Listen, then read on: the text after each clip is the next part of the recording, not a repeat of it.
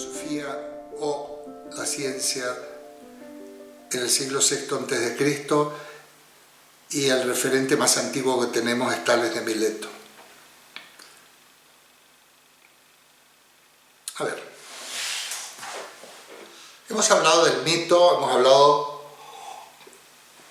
de los escritores de la época del mito, los grandes escritores que fueron Homero es Hesíodo, otros y otros. Estos escritores, acerca de lo que escribían era sobre su realidad, la cultura, aspectos relacionados con la política, aspectos relacionados con la ética, con las costumbres, por supuesto en un estilo literario, no siempre poético, y por lo tanto poético, porque la literatura de estos escritores era enormemente poética, no es ensayo literario, es poesía en el fondo. Y aquí en estos escritos está todo aquello que va a ser eclosión,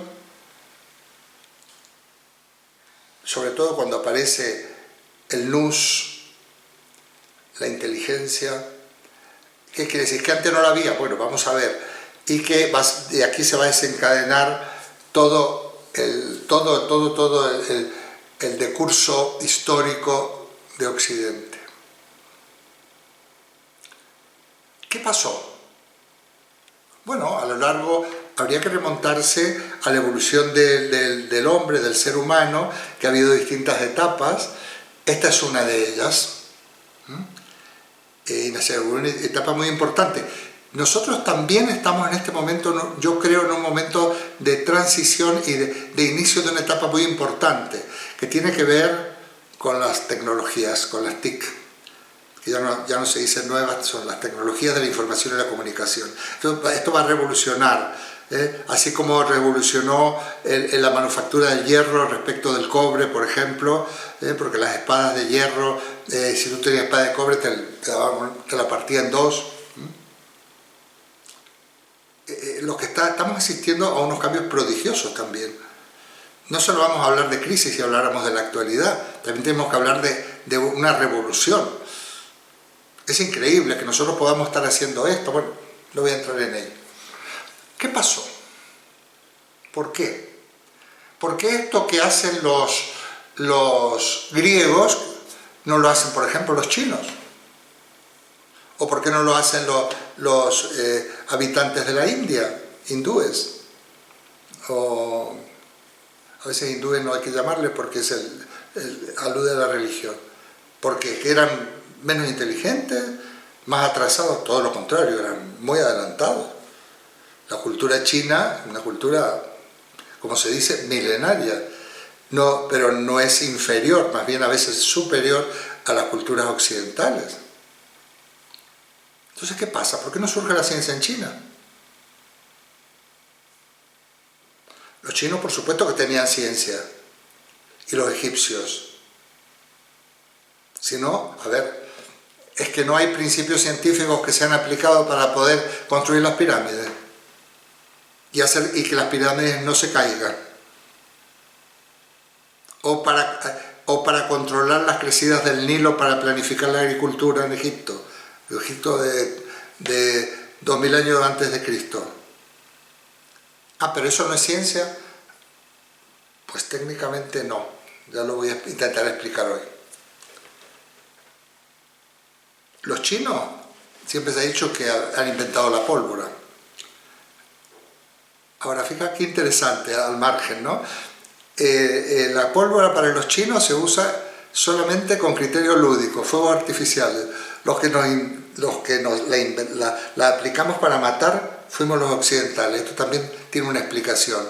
La importancia que tiene en Occidente el pólemos, la guerra.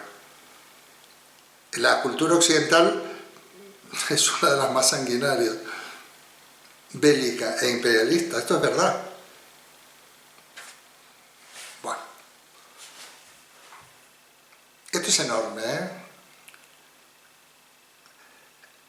Los primeros pensadores de lo que estamos hablando son de la ciudad de Mileto. Por eso se lo conoce como los milesios, es el gentilicio de Mileto.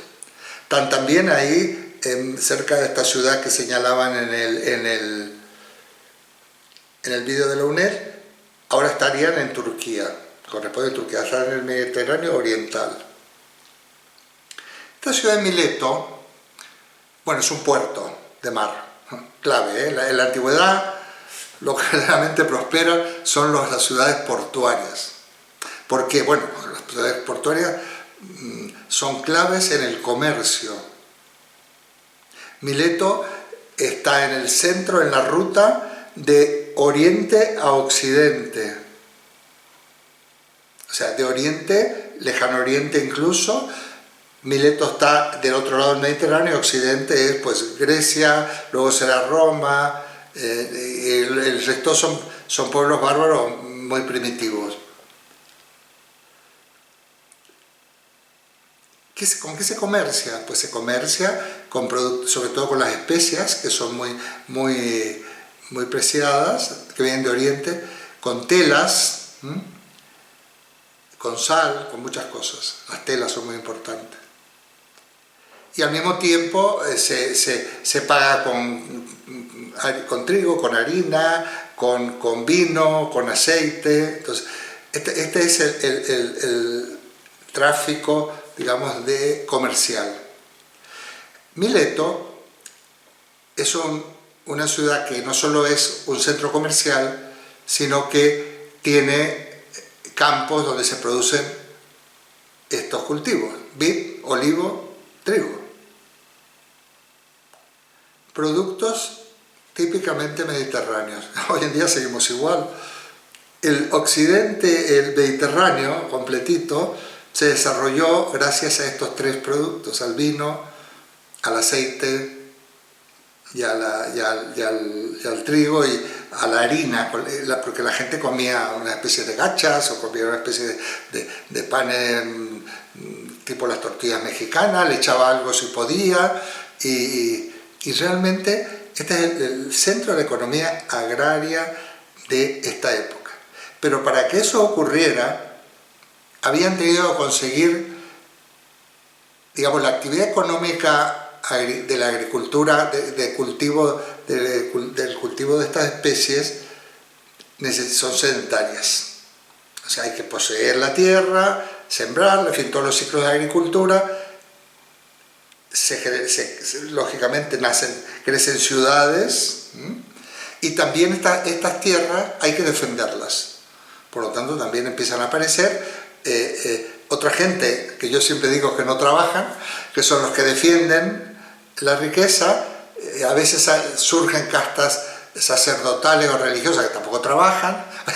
Siempre ha habido gente que trabaja y gente que no trabaja, pero bueno, vamos a considerar que aquellos que se dedicaban a las armas defendían sus riquezas y su seguridad. Luego también explicaremos cómo los ejércitos empiezan a ser defensivos, pero cuando se hacen fuertes descubren que pueden ser ofensivos y que pueden conseguir mano de obra barata y por lo tanto conseguir esclavos, esclavizar a otros pueblos más débiles. Muy bien. Es una ciudad económicamente rica. Por otra parte, los puertos de mar siempre son cosmopolitas, más cosmopolitos que el interior, porque pasan gente de distintas culturas. No es lo mismo, no era, ahora sí, pero no es lo mismo que es en Madrid que Barcelona, no es lo mismo Marsella que Lyon. Los pueblos no es lo mismo, Génova que Milán.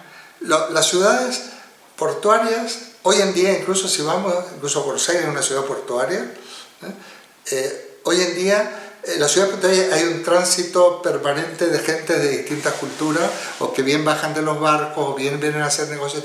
Son ciudades con la mentalidad más abierta.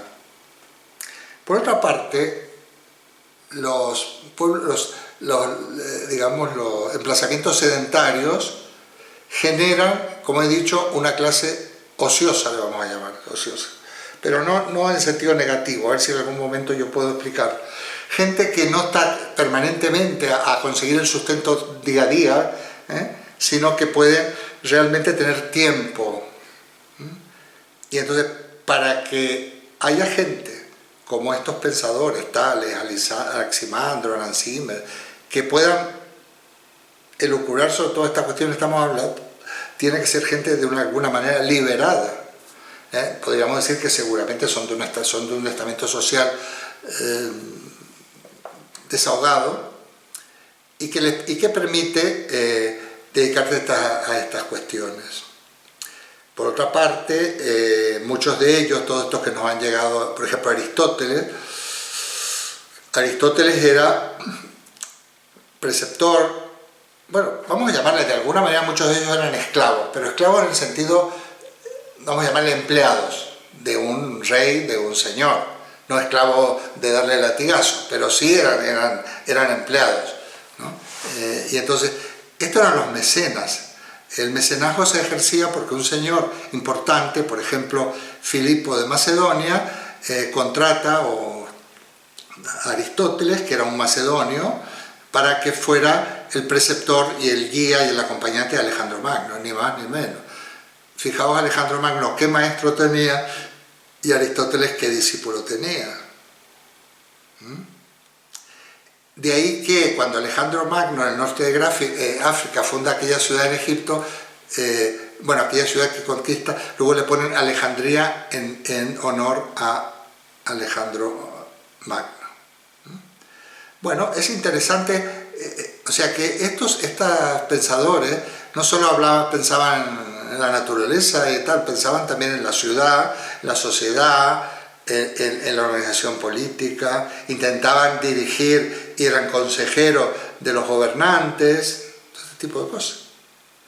Por lo tanto, estos primeros pensadores eran gente de un estatuto social bastante privilegiado en cierto sentido. Hay algunos que, aunque se les llamó esclavo en Roma, como Séneca, bueno, esclavo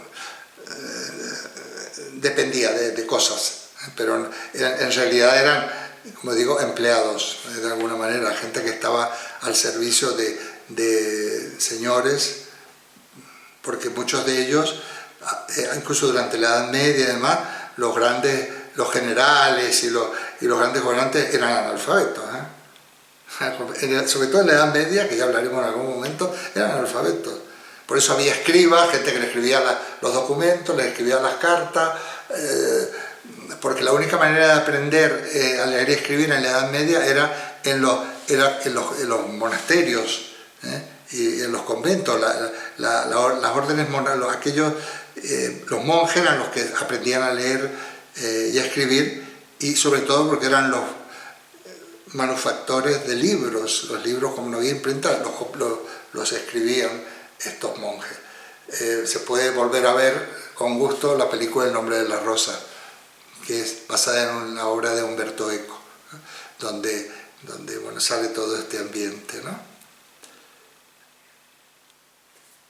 Entonces, motivos económicos de la aparición del pensamiento racional o del logos o de la ciencia y la filosofía, apenas merodeado el tema, pero para que os deis una idea. ¿Qué otros criterios hay? Bueno, criterios, vamos a llamarle tecnológicos, científicos. O sea, ¿por qué aparece la ciencia? Mirad, voy a dar un ejemplo que lo conocemos más. Vamos, que vosotros lo conocéis más. Cuando en la era preindustrial en Europa y luego era industrial, a través del comercio de los mares, que protagoniza España, siempre en pugna con los ingleses, y de ahí todas las batallas y la piratería y todas estas cosas, e incluso hasta las revoluciones de independencia en América, muy auspiciadas por los ingleses para que los españoles soltaran esas ciudades coloniales y esas rutas. Eso no quita mérito a los patriotas locales. Cuando ese comercio es cada vez más exigente, porque había mayor demanda de productos, se dan cuenta que es necesaria una fabricación optimizada, no solo desde el punto de vista de la agricultura, sino de la navegación, que los barcos fueran más rápidos y más seguros, con la producción en serie. Ya hay una serie de ejemplos de producción en serie de tejidos, de productos alimenticios, de productos de armas, de muchísimas cosas. Pero para que eso ocurra, tiene que haber una ciencia que soporte la tecnología. Y es cuando aparecerá la física newtoniana. Estoy hablando de eso porque allí pasó por el estilo. Aristóteles es un físico. Toda la mecánica aristotélica es casi una geometría. El plano inclinado está dibujado en un papel. Y los cálculos son muy exactos. Pero Aristóteles, como no era una ciencia experimental, ya veremos la diferencia que hay entre ciencia empírica meramente y ciencia experimental, pues no tuvo en cuenta, por ejemplo, que el móvil es de una determinada materia y que el plano también, y que hay un roce y que hay una serie de cosas, no lo tuvo en cuenta. Entonces, si nosotros aplicamos un ejemplo muy burdo, perdonadme porque no quiero abundar en esto, además no soy un experto. Si tú quieres construir un arma, por ejemplo, o un puente, teniendo en cuenta la física clásica, eso se te viene abajo, o explota, o lo que sea, porque es necesario utilizar los conocimientos de la física moderna, y la revolución que realiza Isaac Newton en la ciencia, siglo XVIII, fíjate, hay que esperar el siglo XVIII de nuestra era para que sea reemplazada la física aristotélica en Occidente. Nosotros ahora somos herederos de toda la reforma y toda la revolución que hace Isaac Newton, que ya en su momento la podremos estudiar. Bueno, lo mismo pasó en aquella época. O sea, la ciencia no aparece... A ver, es verdad que el pensador es alguien que le gusta conocer, a quien no, y que se pregunta por el arjé de la physis, el origen de la naturaleza, cuál es lo primordial. Pero así como yo he dicho en una clase pasada que se piensa cuando no hay más remedio, nadie se pone a pensar por pensar e inventa y descubre cosas. Eso no pasa nunca. La filosofía no son invenciones de gente que, yo me pongo a pensar, me hago un edificio, una escuela filosófica aquí, no pasa nunca así. No. Son gente constreñida a pensar porque tiene que resolver problemas. Y aunque no sea de una manera directa, sí de una manera indirecta. La demanda que la propia economía clásica, por ejemplo, de la época de los milesios, a su vez, esa economía late en función del comercio, de la ganancia, del beneficio que se obtiene. Necesita pensadores que mejoren la producción, la defensa, el almacenamiento de estos bienes. Entonces se va generando en la época un interés por verdaderamente dominar la naturaleza, no solo describirla, porque cuando nosotros decimos la pregunta por el sentido de la naturaleza, el arjé de la física, aparece en los vídeos, o sea, el arjé es principio, física, naturaleza, entre otras cosas, no estamos meramente preguntándonos a esto de dónde viene, no, estamos viendo qué es y cómo podemos nosotros, de alguna manera, enseñorearnos de esa naturaleza para que pueda estar a nuestro servicio. Digamos que es una manera de habitar la naturaleza. Si lo hacemos bien, podríamos aplicar la expresión de Marx de que el hombre en el trabajo humaniza la naturaleza y él se naturaliza. Es muy, muy interesante esta visión de Marx, ¿no? Ya lo veremos. O sea, porque aparecería el concepto de trabajo. Pero cuando hablamos de trabajo, en el sentido que habla Marx, tenemos que ir a la época moderna. Pero por supuesto que el ser humano, como miembro de la naturaleza, como yo decía, tenemos que defender la naturaleza porque somos naturaleza, y la naturaleza se defiende en nosotros, es quien transforma, pero al transformar la naturaleza también toma conciencia, esto es más moderno, pero no, en la época griega se produjo, de que somos naturaleza. Entonces fijaos, aquí hay como es decir, ese pueblo se ha podido sedentarizar, instalarse, tener tierra, fundar ciudades. Al fundar ciudades hay gente que se dedica al orden, otros se dedican a vigilar, otros se dedican a distintas cosas, artesanos de todo tipo. Eso hay que defenderlo, se forman ejércitos. Eso redunda en que tú tienes un producto valioso que te da bienestar económico. Ese bienestar económico permite que haya algunas personas dedicadas, y esa gente se dedica son los investigadores y los científicos, y eso va luego a revertirse en el proceso productivo y en el proceso económico, ¿no? Por eso apareció la filosofía y la ciencia, no por otro motivo. Por eso apareció. Y entonces se dan cuenta que hay que depurar el conocimiento humano de los escritos antiguos de Homero, Hesíodo y de otros incluso en otras culturas. Hay que depurar los aspectos.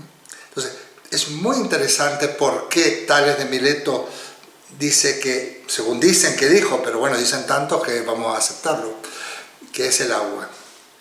Pero, como yo decía, hay varios elementos.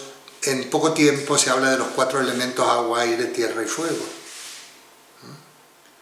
Y entonces todas las cosas materiales están formadas por son o agua o tierra o algo formado por estas cuestiones. El fuego es muy importante por el papel que tiene de fundir, de unir, de unificar, ¿no? Todo esto es interesante. Aquí nace, como ya comentaba, la teoría de los 4 elementos, etcétera, etcétera. Que luego que esos 4 en vez de 4 sean 100 y pico, ya es otra cosa. Casi no anecdótico, pero forma parte de la evolución. El concepto de arjé, que tiene que ver también con el concepto de ser, porque el ser es el arjé. Si hablamos de Parménides, el arjé de la fisis para Parménides, si lo interrogamos, diría es el ser. No está diciendo nada diferente de los otros, simplemente que es aquello por lo que todo es. Y si nos pusiéramos en Tales, el agua es aquello por lo que todo es, sobre todo todos los seres vivos. Cuando decimos que el ser es uno ingénito, que no tiene ni principio ni origen, ni se destruye, estamos diciendo que la fisis es su propio principio, que el arjé es precisamente que el fundamento o el principio de la naturaleza es la naturaleza misma. Y que además eso, en la medida que lo expresamos, que lo pensamos en una de las versiones, de alguna manera pues nos hacemos, tomamos conciencia de ello. Estamos en una cultura que no es una antitemporalidad, decía yo, circular o cíclica. Pero al mismo tiempo estamos en una cultura que es del pólemos. Siempre los griegos, siempre, en los escritos míticos sobre todo, siempre para explicar un elemento A o un elemento C, se lo explica por la lucha entre 2 elementos contrarios, el día y la noche, la luz y las tinieblas, el movimiento y el reposo. Pero lucha o contraposición entre contrarios, que también será la dialéctica, también se llama pólemos en griego, de donde viene polémica, ¿no? Se puede traducir hasta por guerra. Entonces, de alguna manera se podría, yo digo, todos estos son titulares, cada uno de estos temas nos llevaría 3 meses o 1 año. Es una cultura polémica y es una cultura que avanza en la contraposición y no en la destrucción, sino en la asunción e integración de lo contrario, en nuevos momentos. Esto nos va a venir muy bien para entender la dialéctica hegeliana y la dialéctica marxista. Pero es una cultura que tiene casi por naturaleza el ser dominadora, a veces arrasa, no solo con los demás seres humanos, sino también con la propia naturaleza. ¿Por qué no apareció la episteme en China? Porque son culturas muy distintas. No por falta de inteligencia, sino que hicieron, es como, Es como si hubieran hecho otra opción. Nuestro conocimiento, tu crecimiento muchas veces es un crecimiento material, económico, de poseer, de dominar.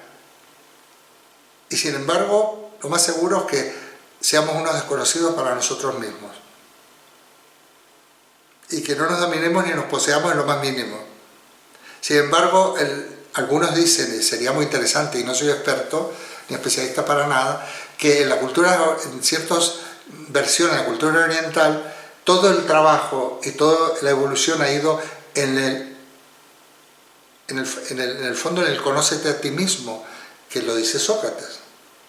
En el poder, digamos, entrar en poder saber quiénes somos y optimizar todo para ser cada vez más nosotros mismos. Yo hice una broma, que no por eso se ha ido nuestra querida Laura, sobre la meditación, pero en eso seguramente consiste, yo no tengo experiencia en la meditación oriental, en el poder empoderarnos de nosotros mismos. Bueno, entonces eso hace que por ejemplo, un campesino chino, pero muy aislado, seguramente vive exactamente igual que hace 2000 años. Hemos hablado de todo un poco, pero también habría muchos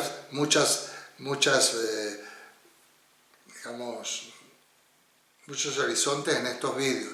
Al mismo tiempo no hemos entrado en terminología precisa, para que tampoco no tengáis la idea de que la filosofía es una cuestión abstrusa, que no se puede entender, que los términos son difíciles.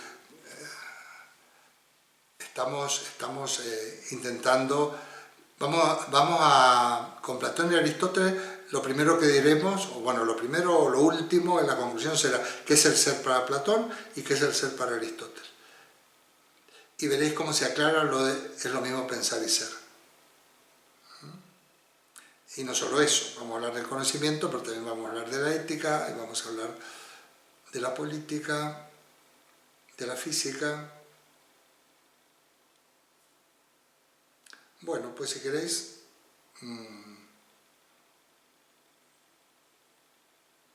podéis intervenir en lo que os parezca. Luego ya... cuando muere Aristóteles, la que persiste, la escuela de Solera, es la de Platón, la Academia de Platón. Entonces los aristotélicos así notables se van a Alejandría, aprovechando que han fundado esta ciudad, que por otra parte la ha fundado un discípulo de Platón, que es Alejandro. Y ahí se desarrolla la filosofía aristotélica, que es muy científica, entre comillas, según nuestros criterios. Por eso que el desarrollo de la ciencia en Alejandría es prodigioso, de la época helenística, por ese lado. De Egipto se ha escrito mucho, igual, pero, repito, no tienes que ir a la historia, a los historiadores, cosas buenísimas. Es toda una especialidad también. Abarcar Egipto es una especialidad. Lo que hacemos nosotros, cuando nos enfocamos en ciertos periodos, los otros los tenemos como contexto, pero es imposible, desde el punto de vista ya del pensamiento filosófico, abarcar más. Egipto, digamos, es como decir, entrar en el mundo bíblico, el mundo hebreo. Ahí hay mucha materia, sobre todo en la Biblia, en lo que se llaman libros sapienciales, que son prácticamente libros filosóficos, sapienciales, pero hay especialistas en esto. Y que además son especialistas, Enrique Dussel entre otros, pero Enrique Dussel sabe un poco de hebreo, sabe un poco de arameo, sabe un poco porque algunos textos están escritos en griego, otros en hebreo y en arameo. Entonces, pero sí. Y lo otro que decías, no me acuerdo ya, hablabas de los egipcios, dijiste otra cosa también. Digo, ¿por qué se había escrito? De los persas, o de que no, de eso ya no dijiste nada. No me acuerdo. No. Quizás de que efectivamente los árabes transmitieron a Aristóteles. Sí, no, el tema fue así. Esto ya lo sabes, porque además lo hemos tratado en otras oportunidades. El que prima durante muchos siglos fue Platón y los neoplatónicos. El propio San Agustín, fue muy importante, y era un platónico. Aristóteles no se desarrolla tanto en Occidente, digamos en la parte europea, sino que se desarrolla en la parte árabe del norte de África y sur de España. Los grandes filósofos españoles son filósofos árabes aristotélicos: Averroes, Avicena, Algazel. Y Santo Tomás, que conocía el árabe, y también el griego, por supuesto, él es uno de los que introduce a Aristóteles en la Universidad de París gracias a su lectura de Averroes. Entonces, pero fíjate qué importante que son los idiomas, las lenguas, porque conoce el árabe. Y por otra parte, Aristóteles había sido prohibido, porque Aristóteles, pues, luego... Estoy todavía muy cerrada. Bueno, pues la semana, el día, a partir de dentro de 2 jueves, con Platón va a ser todo más amable, va a ser todo más amable, verdaderamente. Y creo que también tenéis más oportunidades, porque quieras que no, el tema del amor, aunque no se habla solo del amor erótico, el amor en general es un tema en que lleva al debate, y además también ahí quizás en el momento de participación vuestra seremos más amplios, no tenemos que ser tan estrictos en cuanto al vocabulario, sino si hay que hablar del amor se habla, ¿no? Porque el personaje de Eros es central, que lo vamos a analizar, y Eros en muchas cosas, no solo el amor, es el dios del amor, pero en muchas cosas, ¿no? Entonces pasa como con el ser, ¿no? Y entonces pues creo que os va a gustar. Y Aristóteles es muy concreto, él es muy ordenado, e incluso cuando explique la lógica voy a utilizar el iPad como pizarra y voy a poner los silogismos y las cosas para que veáis cómo la importancia de lo que Aristóteles sistematiza. Eso, el gran filósofo, para mí, el gran filósofo hasta Kant. Hay 2 grandes filósofos en la historia, y ahí hay un parteaguas: Aristóteles y Kant. Para mí, ¿no? No quiere decir que simplemente que de Aristóteles todo el pensamiento que estamos estudiando llega a Aristóteles, y de Aristóteles sale y se deriva hasta nuestros días. Sin olvidar a Platón, que en su momento eran 2 grandes tradiciones, como habíamos dicho, el platonismo y el aristotelismo. Pero Platón va en otras líneas, pero también es muy importante. Pero Aristóteles, desde el punto de vista de la historia de la ciencia, y de la filosofía y la ciencia, es fundamental. Y luego viene Kant.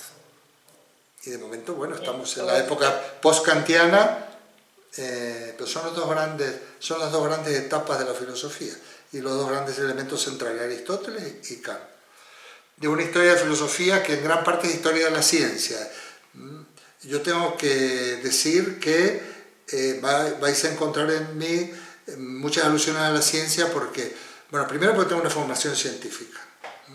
Yo no llegué a la filosofía a través de las letras, como se llama en España, del arte, sino a partir de la ciencia. Y me quedé atrapado, pero estudié ingeniería, estudié química, matemática, física, y me quedé atrapado, porque lo que yo buscaba en la física lo encontraba, era filosofía, porque por eso me oiréis decir que la auténtica filosofía es la física. Y entonces me permite construir una historia de filosofía muy apegada a la ciencia, y la ciencia está muy apegada a la tecnología y a la economía. Y luego la otra vertiente es la ética. En filosofía es eso, o es física o es ética en el fondo. Ética que no es ciencia, porque es una disciplina normativa. No puede haber una ciencia que te diga lo que está bien o está mal. Es una disciplina normativa. Y entonces, es ciencia, filosofía de las ciencias, lógica, todo aquello, hasta nuestros días, y luego está la ética como disciplina normativa que viene ya desde los griegos, desde cuando se habla de la diké, cuando se habla de la justicia, todo esto, pasando por distintas etapas hasta nuestros días. Entonces son las 2 grandes vertientes. Por supuesto no vamos a abarcar todo.